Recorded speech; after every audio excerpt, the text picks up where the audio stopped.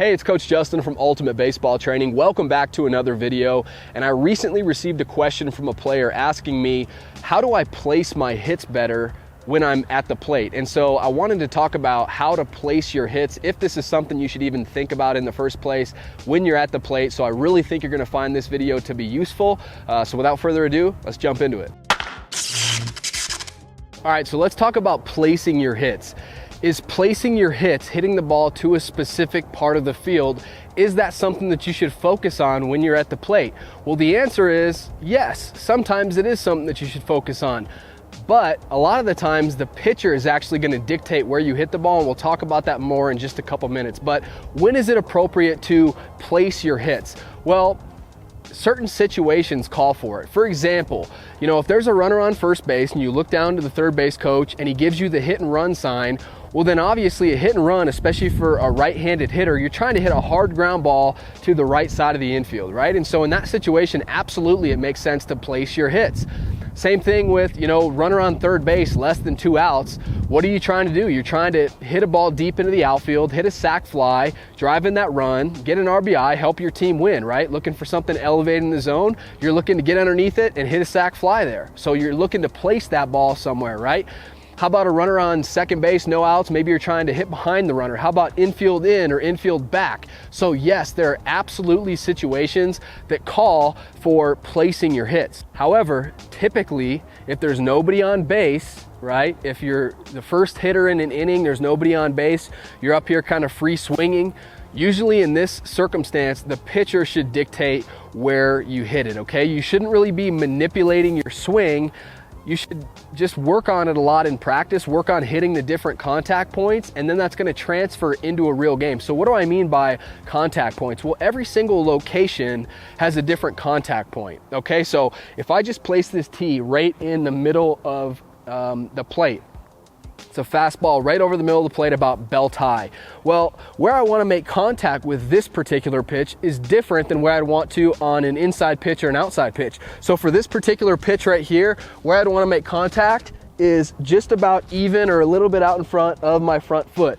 And it's in the middle part of the plate. So if he throws a fastball, or any pitch for that matter, if he throws it over the middle of the plate, I shouldn't be trying to pull this pitch. I shouldn't try to do too much and pull it. I also shouldn't try to, on this particular pitch right here, hyper almost keep my hands inside like this and dink the ball the other way. If he throws it in the middle of the plate, I should stay gap to gap in the middle of the field. So I should hit it right back up the middle. How about if he throws it inside though? That has a different contact point. So you'll notice what I'm doing with the tee here is I'm actually moving it inside for that inside pitch, and I'm moving it forward closer to you. Because on an inside pitch, again, it's a different contact point. So where I'm hitting an inside pitch is I'm hitting it a little bit further out in front like this. This pitch, if he throws it inside, I'm pulling it, okay? Again, on an inside pitch like this, unless the situation calls for it, I'm not really trying to take an inside pitch the other way. I think too many times, especially young hitters, try to hit everything to the opposite field. It doesn't make any sense to do that.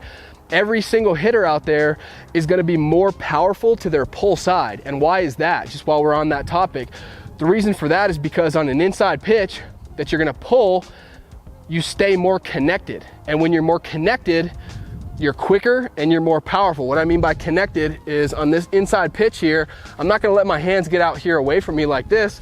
I'm going to stay connected, and at the point of contact, my hands are going to be nice and in tight here, nice and close to my body. I'm quick there, I'm fast there, I'm powerful there.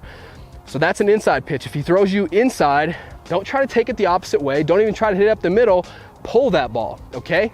And then the last contact point, and again, we have high pitches, belt high pitches, low pitches, all the quadrants of the strike zone, right? But the last pitch that I want to focus on is an outside pitch. So if he throws that ball on the outer half of the plate, okay, we're gonna let that travel the deepest, okay? So an inside pitch, we're hitting that out front. A middle pitch, we're hitting that pretty much even with our front foot or a little bit in front of that. And an away pitch, we're gonna let that ball get a little bit deeper on us. And on an away pitch, that's the pitch that we're taking to the opposite field. So for a right-handed hitter, this is the ball, that you wanna crush over the second baseman's head into that right center gap, right? But I think it's very, very important to understand that usually you're not the one that dictates where you're hitting the baseball. You're not the one that's placing your hits. It's the pitcher. Depending on where he's throwing the baseball, that's going to dictate where you hit the baseball. And also what pitch he's throwing. If he throws an off-speed pitch, a lot of the times one of the best pieces of advice for hitting an off-speed pitch is to wait for it. Sit back, wait, and try to hit that ball to the opposite field, because too many players get out over their front foot and they get jumpy with off-speed pitches and they end up swinging and missing or rolling over. So if you stay back, because it's a slower pitch, you stay back and you wait for that ball, to break and you hit it to the opposite field, that usually is really beneficial for players. So to sum all this up, are there situations that you should place your hits? Absolutely, but typically the pitcher is going to dictate where you hit the ball, and this is what I encourage you to focus on as a hitter. Hit the ball where it's pitched. So if he throws you, again, a pitch over the middle of the plate, stay in the middle of the field. If he throws you an inside pitch, pull it. If he throws you a pitch on the outer half of the plate, hit it to the opposite field. Hit the ball where it's pitched. And a great thing to focus on in practice, too many times I see this from hitters. They put the tee about right there, a middle pitch, about belt high, and they take 100 swings with this pitch right here. And wouldn't that be nice if mid-game we could kind of, hey, time up, we could kind of tell the pitcher, hey, I've been working on the tee this week on that middle pitch, right over the middle of the plate, belt high, throw it there for me. That'd be great if you could do that, right?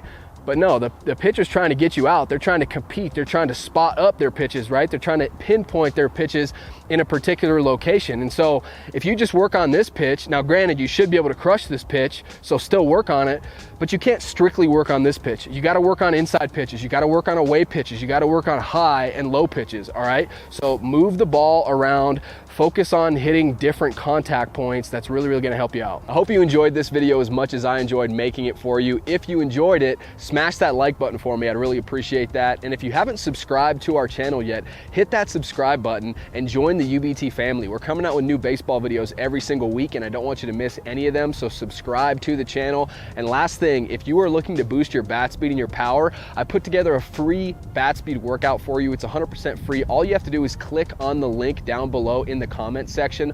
I'll leave that link in the first comment and I'll pin that comment, so it's super easy for you to find. So go grab your free bat speed workout, subscribe to the channel. Thank you so much for watching. I'll see you next time.